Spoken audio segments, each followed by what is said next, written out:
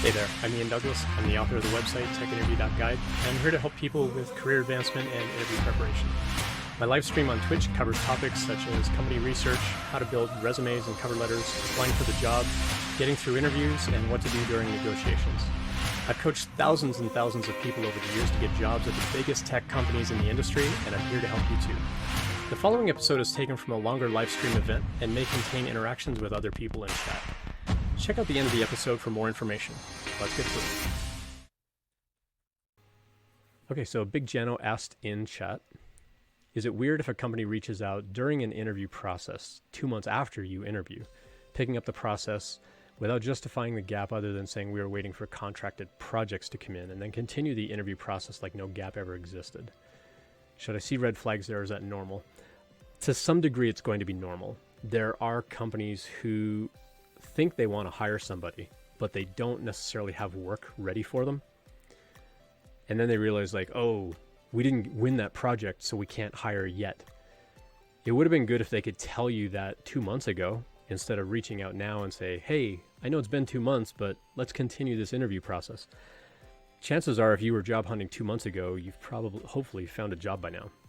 And so it will feel a little weird for them to reach back out. You can be like, no, I don't need a job. I found a job because you kind of ghosted me or you didn't follow up. But it is a legitimate business concern from their standpoint.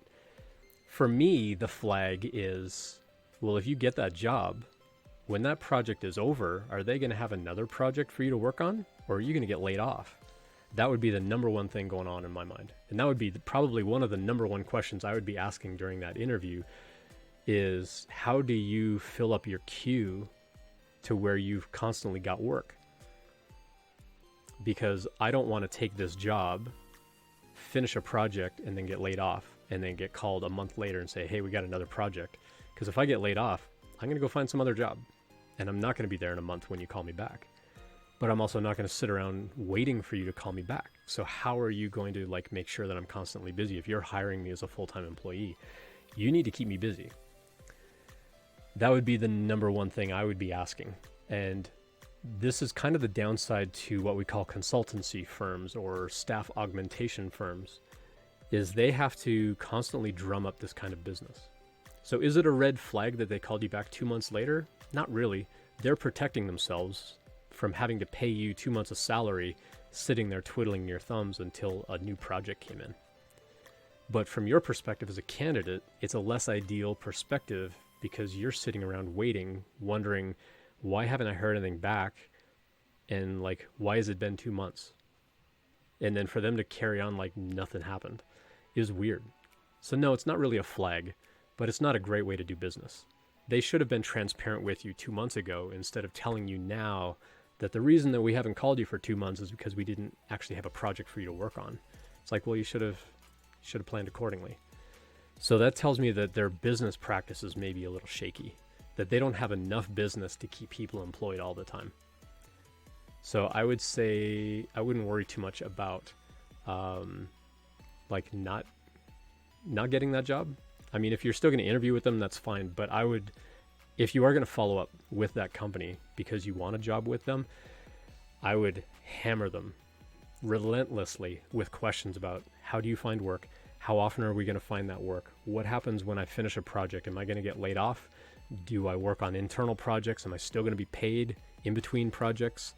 Or am I kept on the books and I've got to wait for you to go find another project before I actually start collecting a paycheck again?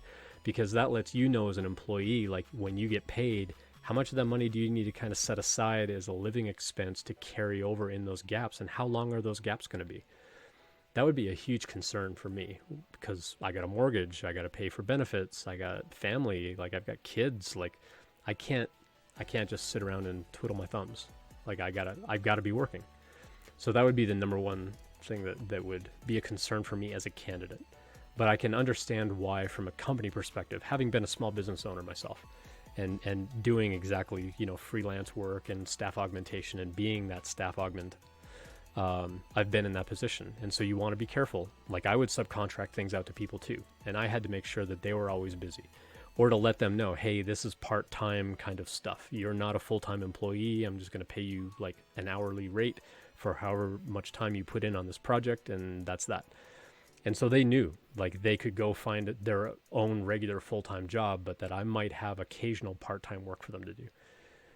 But for something like this, where you're going to be hired full-time, that would be a huge concern. That would be my thoughts on that. Hopefully that helps you out. Thanks for checking that out. I hope that you found it helpful. I always appreciate feedback, so please let me know what you think. I appreciate any subscriptions, so please tell your friends and colleagues about it as well. Check out the website techinterview.guide for more information about when I'm live streaming and all of my free content. Drop by a live stream anytime to ask questions or message me privately, whatever makes you most comfortable. See you next time.